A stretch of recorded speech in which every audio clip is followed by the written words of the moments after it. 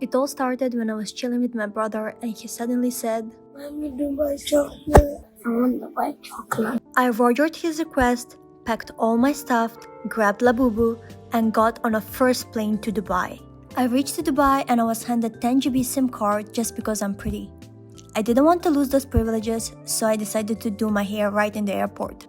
I don't want to look somehow when I bump into love of my life, as you never know when or where you might meet your future husband, and plus, social anxiety?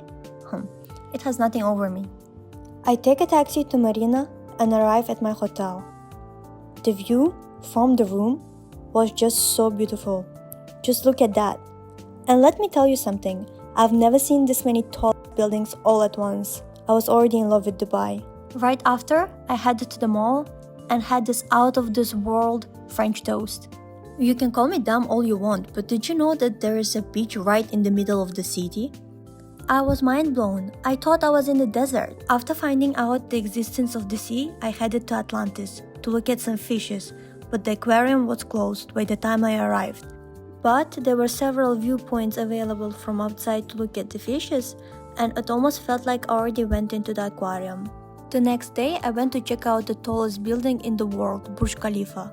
It has 163 floors. The design is allegedly inspired from spider lilies. I don't see it.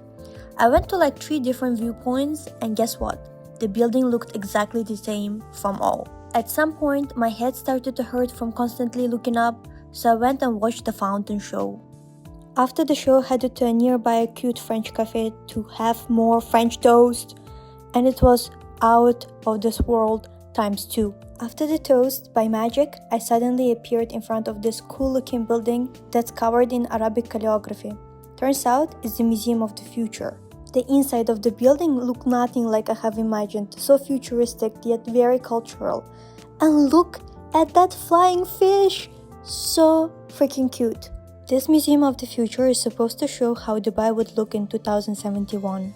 Look at those capsule lifts, they look so epic. Overall, it was fun and I do recommend for you to go and check it out, but make sure to book your tickets in advance because usually they're sold out. This hall was one of my favorites. Even though it didn't have anything innovative, the visuals just looked incredible. In the DNA room, there were over 2,400 specimens of plants and animal species. And I found a butterfly, my current spirit animal. There were many other interesting halls in the Museum of the Future, so I definitely recommend for you to go check it out. I took few touristy photos and called it a night and had to have some dinner. I was on some kind of streak and the food gods have been blessing me because this restaurant was another restaurant where the food was very delicious. The next day for breakfast I went and had another French toast because I am obsessed. They taste so freaking good, and right after I was heading to Abu Dhabi.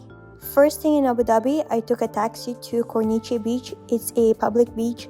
The water was pretty clean, but I didn't get into the water. Once I was done suntanning, I headed back to the hotel.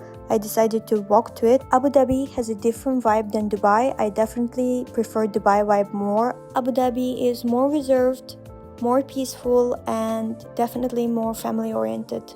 In the evening, I went to a restaurant called Earth. It has 1 Michelin star. The ambience was very chill and the architecture minimalistic. I really enjoyed it there. I got the dumplings and the cauliflower. I was not really a fan of both. The dessert, on the other hand, was pretty decent. In the morning, I had better luck with food. I went to a place called Le Bistro. It's a part of Le Méridien Hotel. After the breakfast, I got ready and I decided to go to a mall. I went to Marina Mall located in Abu Dhabi. The inside of the mall was nothing impressive. To be honest, I prefer the malls in Dubai, but outside ambience of the mall was pretty cute. I tried on few clothes in the mall, and the curse of having beautiful body is that everything looks good on you. I really wanted this perfume from Keale, but it was way out of budget. So what did I do? I ended up getting other stuff for the same amount, but I justified it because it was not one item. Girl maths. I decided to eat through my depression because I couldn't buy everything that I wanted, which is all the clothes and the perfume. Therefore, I proceeded to order 1 liter of soda, fried squid, crabs in salted egg sauce, and shrimps in chipotle sauce. The food was so delicious that I forgot all the misfortunes of my life. The next day, I decided to have breakfast in the hotel. I was staying at Corniche Hotel, and from far the breakfast looked promising. But after inspecting the breakfast, I ran away and I decided to go eat somewhere else. The weather outside was beautiful and sunny. I lunched at a cafe and I got another French toast. At this point, my obsessive behavior is starting to show, and I also ordered bruschetta. After the breakfast, I got ready to go to another beach, but this time to a private one. I ended up going to St. Regis Beach, and just to give you guys heads up, the private beach was clean and beautiful, but it cost 80 euros to rent out one sunbed per person, and it's not inclusive of anything. So if you're going there with a partner or with the family, just rent out the room and you're gonna get the access to the beach for free. The ocean was little cold for my liking. I'm used to tropical beaches, so the water is usually warm, and considering that it is December, it's obvious that the water would not be hot. So instead of swimming, I ended up taking these really cute photos. I'm so happy with them, and oh my god, is this me? Why do I look this good? And how do I still not have a husband? Make it make sense.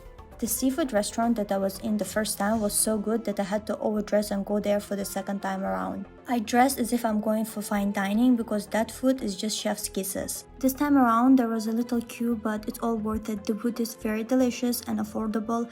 That day's order was shrimp, chicken, corn in chipotle sauce, as well as mussels baked with cheese.